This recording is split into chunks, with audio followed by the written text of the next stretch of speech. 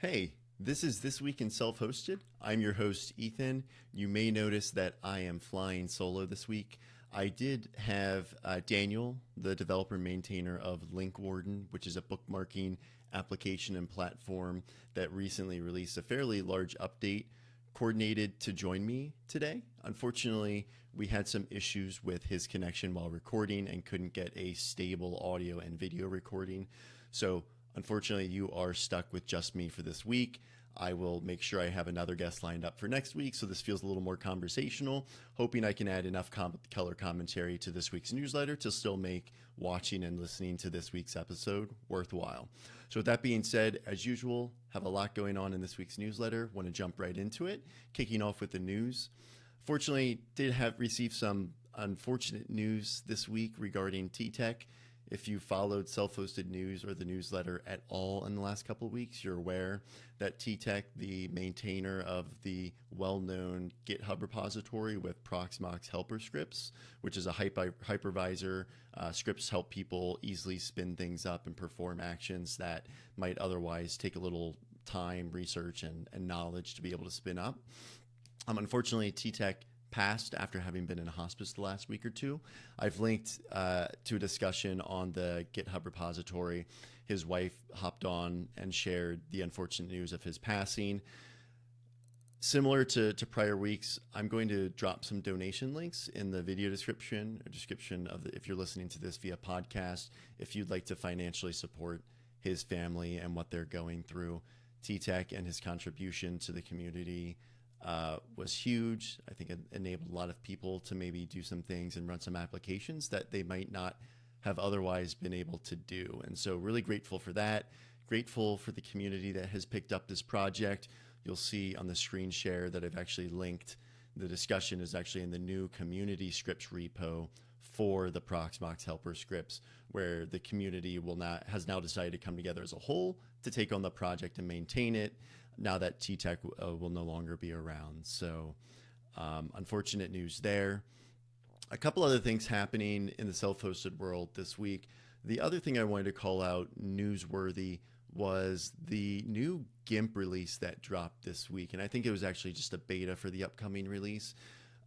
GIMP is one of those applications. It's a desktop application, so borderline whether or not it can be classified as self-hosted. But essentially, it is a very, very viable Photoshop alternative for people who aren't interested in buying into the suite of Adobe products that come with the subscription that are no longer able to be paid for a version product. And so GIMP is probably the most popular alternative to Photoshop. I've used it a couple times myself. Release this week was fairly large, dropped version 3.0, especially notable because, as you might notice if you read the actual article itself, GIMP has been on version 2.0 since 2004. So it's been a very long time since the application has received an update. And so this is fairly large, especially given all of the progress Photoshop has seen in the last couple years as Adobe's worked on that to enhance that. So if you're not using it, but are looking for Photoshop functionality, I would definitely recommend checking this out. I mean, if you are using it, you can look forward in the coming weeks to a significant release that'll hopefully make your life even easier as you work on those projects that you would normally rely on Photoshop for. Jumping into software updates, a lot going on as usual. Again, as I had mentioned, I previously lined up Daniel, the Link Warden maintainer, on this week's episode because Link Warden actually dropped a fairly significant release this week. If you're not familiar with Link Warden, it's a bookmarking service / save it for later, something akin to maybe a Pocket or now Omnivore, which is no longer self-hosted. And the reason I bring this up is because of Omnivore specifically. If you've been following along the last couple of weeks, Omnivore is another well-known self-hosted platform for this functionality. It was recently acquired. They announced they're sunsetting the Omnivore platform and rolling it into the parent's existing application. And so there's been a lot of chatter in the community as far as, hey, if I'm using Omnivore, where do I go now? What other platforms exist? And so we've talked about a couple of them in the past couple of weeks. Hoarder's a great one, Redact, LinkedIn. Link Warden is another very popular one. And it's one of the few platforms that when I see it pop up in the community, I rarely see people talking negatively about it. It always has very positive reception.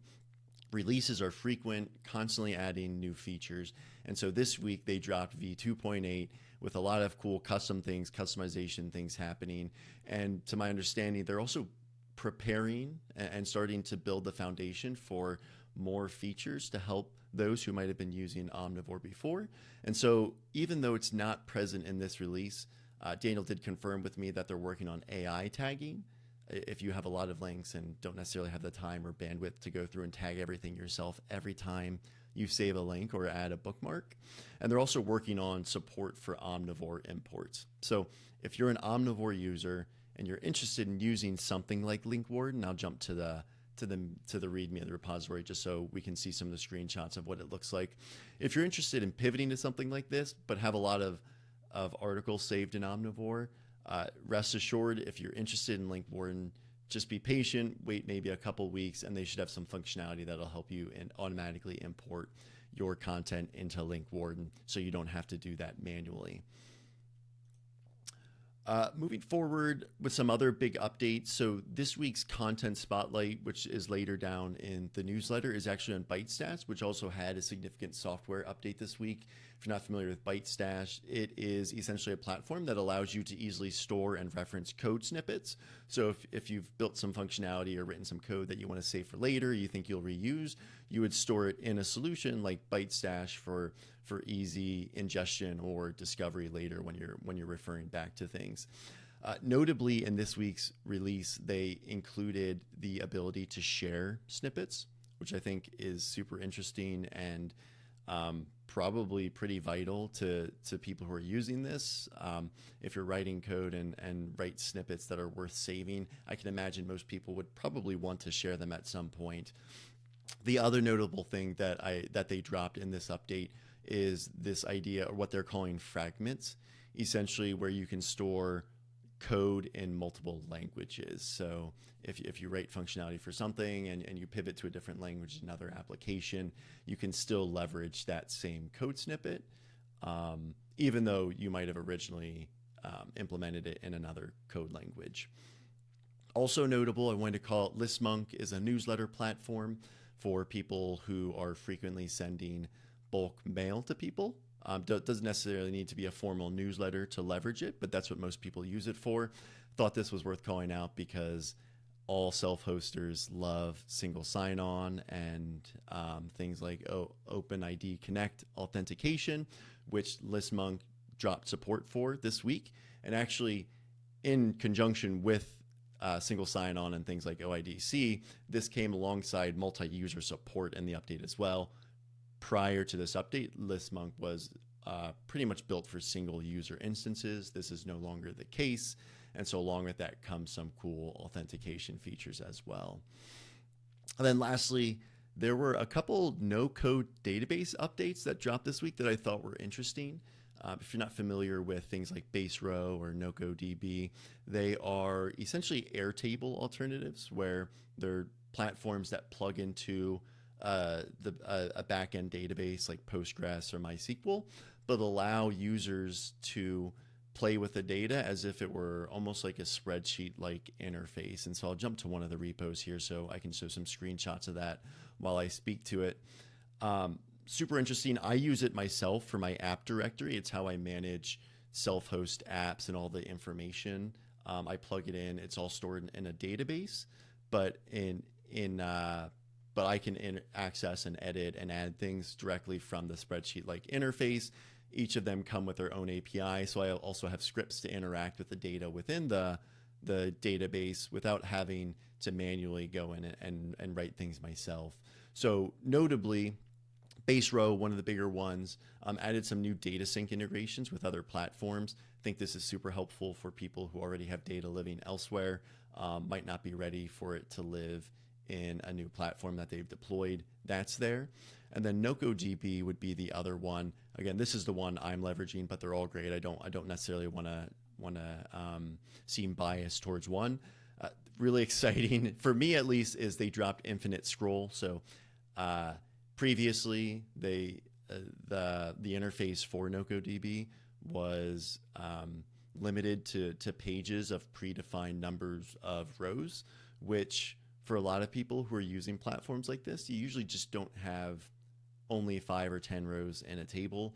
In the instance of my app directory, I have close to 700 apps. And so it's really nice to be able to just jump right into the interface, scroll down, find the app I'm looking for, versus having to page through and figure out guess where I need to be alphabetically. They do have search functionality, but sometimes it's just easier to try and navigate your way through that. So that's what we have in terms of updates for no-code databases. And then lastly, just want to give a shout out to LLDAP, which is actually short for lightweight LDAP. LDAP being a protocol for user management and authentication.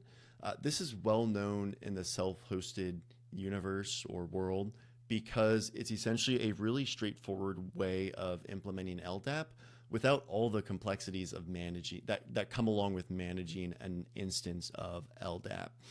And so a lot of people have this deployed as a way to get all the benefits of LDAP without needing to know all the intricacies and difficulties of running an LDAP server. I personally have this deployed. It connects easily with things like Ophelia, if you're using that for single sign-on, and a whole slew of other things that can connect with LDAP authentication. I know there's a plugin for Jellyfin to do that. They released a fairly large update this week as well that brings some more LDAP features. Again, while also keeping it simple for those who either don't know LDAP or just don't want the complexities of all the headaches they have at work from LDAP, that they don't want those to translate to their home server as well. So that's out there. Would certainly encourage everyone to check that out. Shifting to breaking changes, have 3 or 4 as usual. Adventure Log, just talked about LLDAP, has some breaking changes. If you're using that, be sure to check that out before you deploy it. There's another Sweetrix web analytics software that's popped up, I think, recently. I think it's relatively young yet. That requires some database migration steps. But the one thing I do want to call out in the breaking changes section this week is Postgres version 12 did reach end of life this week on the 14th, Thursday, which as of the time of recording would have been yesterday. So if you're using Postgres 12, consider updating. You won't be getting all the normal security and maintenance updates that you would expect to receive with the major Postgres versions. If you're stuck on version 12 because there's an application that requires it, reach out to the maintainers and developers, encourage them, given this information, to maybe look at supporting some of the higher versions of Postgres. I think the most recent version is 17, which is fairly new. Jumping into new software, we had maybe 10 or 15 new platforms pop up this week, which I think is a standard amount. Again, it's really cool to see how frequently new software is developed in the self-hosted world, especially because a lot of people are just doing this in their free time. I do expect the amount of new software developed to increase in the coming months. I think a lot of people are doing this in the winter as it tends to get colder, or at least if you're in part of the world where it gets colder during this time of the year. But I think people tend to spend more time developing and giving software some love when they're unable to get outside and do some of the things they're used to doing then. So a couple things stuck out to me. CouchTube, I think I had found through Reddit self-hosted subreddit, really cool front end for YouTube. It's a self-hosted front end where essentially you deploy the application and then you point it to some YouTube channels and it recreates or rebuilds a live TV channel experience, which I find really cool. It's one of those things that's like, do I need it? No. Is it cool? And am I probably going to use it just because of that cool factor? Yes. There are a lot of YouTube front ends out there. I thought this was a unique take on it. Normally, front ends are normally built around privacy, and there might be a privacy aspect to this, but I think this is just a really novel way of using a self-hosted platform to do something that might not be easily available today. And then the other thing I wanted to call out, the other new platform, is Medication Assistant.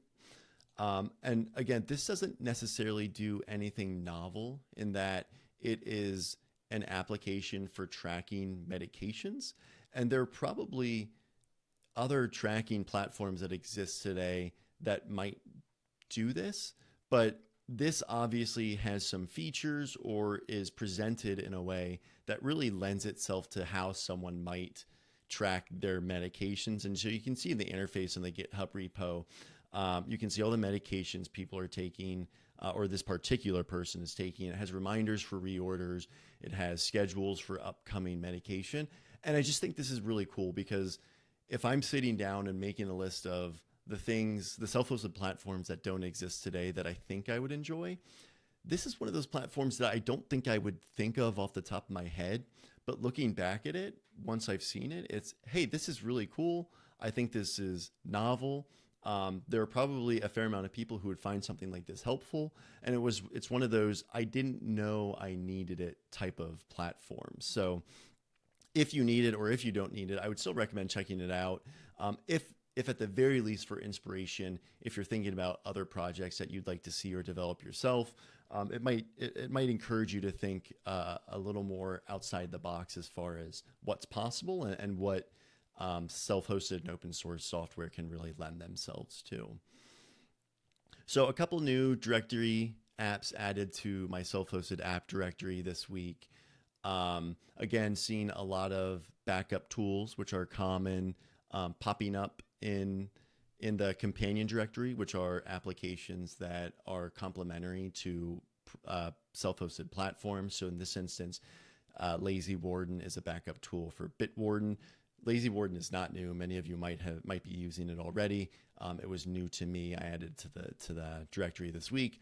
A bunch of other cool ones popped up. Some folks on Mastodon pointed a few out when I posted an article earlier this week. So encourage you to check them out if you're looking for something new to spin up this weekend. I also dropped a new post this week in my alternatives series. I'm slowly building a series of posts that outline alternatives for popular hosted services. So I've done Notion in the past. I've done Airtable. I've done Google Analytics. This week I posted an article on alternative RSS readers or aggregators. So big ones would be Feedly and EnoReader, I think, would be probably arguably two of the most popular. There are a ton of great options here. Fresh RSS, MiniFlux, Tiny RSS make the list. Again, this isn't necessarily a review of these platforms, but more of just a discovery tool for people who are looking to make the jump and might not be happy with my directory or the awesome self-hosted list because they don't normally provide a whole lot of color around these platforms and really just list, hey, here it is, go check it out if you want. I try to provide a little context as I go through these articles to chat a little bit about what the pros and cons of each of them and what their strengths are. So if you're looking for an RSS reader, recommend checking this out for sure. And then lastly, a lot of great community content this week. Again, I have another article on switching away from Pocket. And I say that again because of all the news and the happenings around the Omnivore acquisition. A lot of people starting to make this jump from hosted, read later bookmarking services. This was a really interesting article about someone who had previously used Pocket and just kind of their thought process as they went through all of the alternatives that exist for a service like Pocket and how they came to the software they ultimately landed on. In the news section above, you may have mentioned, I didn't talk to it, but Backblaze dropped their drive stats for this quarter, their hard drive stats. Another reader reached out to me with this article they had posted that they're calling Drive Boot Camp, testing hard drives for their NAS, which I think is really interesting. The article is a little cheeky. You can see here in the subtitle, yes, I like testing my hard drives. No, it's not a weird hobby. I love articles like this. If you have any and you'd love to share, you'd love to see shared in the newsletter, please share with me. I think it just offers a lot of cool insights into how people think when they're deploying things in their home lab that maybe I might not think of because I just have a different way of thinking as I deploy my own things. Another cool article on Samba speeds, Samba transfer speeds when using Tailscale for this particular user, this particular Windows user, I should say. They do have a fix in the article, so if you're experiencing that, recommend checking that out.